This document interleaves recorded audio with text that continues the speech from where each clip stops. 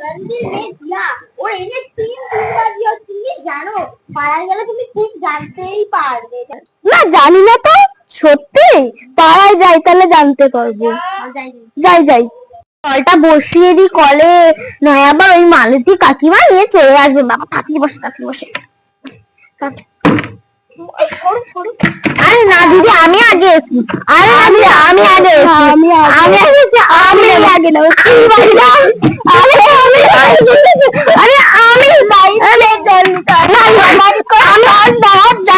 আমি আসতে কর, আসতে কর, বাবা পড়ে যাবে তো।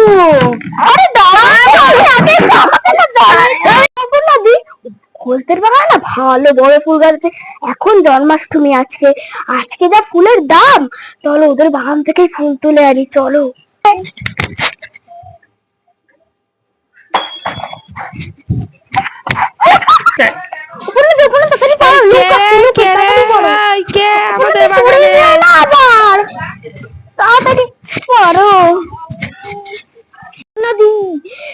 দেখো কোন মেয়ে যেন কার সাথে পালাচ্ছে।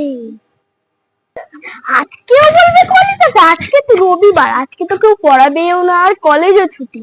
জানো সোনালিদির মেয়ের বিয়েতে এত ঝাঁকজমক করে প্যান্ডেল গুলো কোথা দিয়ে পয়সা পেলো?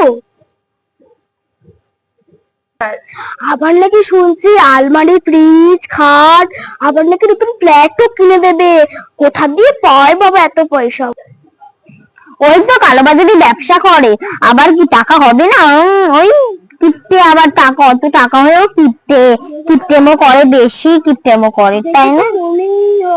এত পয়সা তো করতে পারে না। হ্যাঁ।